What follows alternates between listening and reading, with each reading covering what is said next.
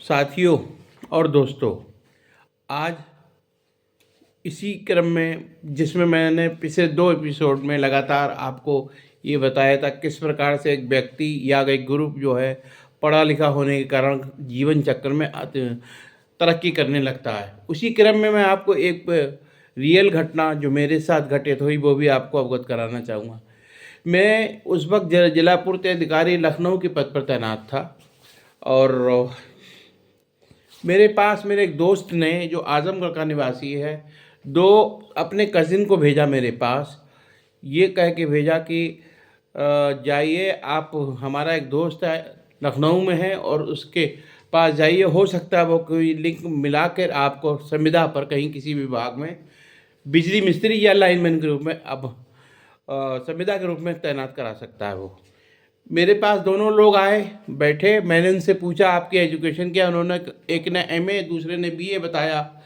मैंने कहा आप क्या चाहते हैं? बोले हम बिजली का काम चाहते हैं, इसी काम को आगे बढ़ाते हुए हमको बिजली विभाग में संविदा पर नियुक्त करा दीजिए।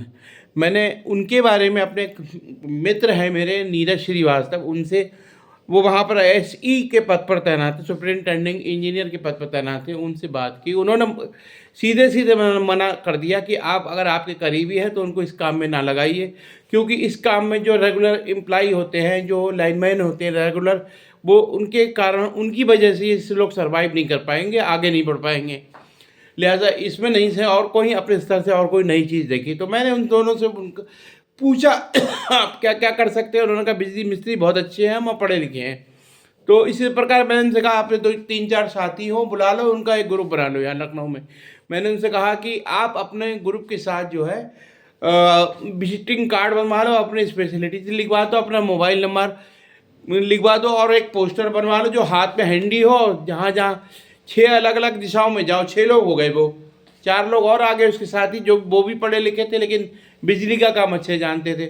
उन लोगों ने क्या किया कि लखनऊ में 6 लोगों ने ग्रुप बना के और अलग अलग दिशाओं में जहाँ कंस्ट्रक्शन का काम चल रहा था, गोमती नगर या फिर शहीद पथ के पार या फिर इंदिरा नगर या जहाँ अन्य स्थानों पर, दुबग्गा आदि में जहाँ जहाँ कंस्ट्रक्शन का काम चल रहा था वहाँ पर उनको भेजा गया। और घर में, जिस घर में काम चल रहा है वहाँ उन्होंने पूछा कि भाई हमें ये जानते हैं, हमारा ये विजिटिंग कार्ड है। इसी प्रकार पहले दिन 2 लोगों को काम मिल गया।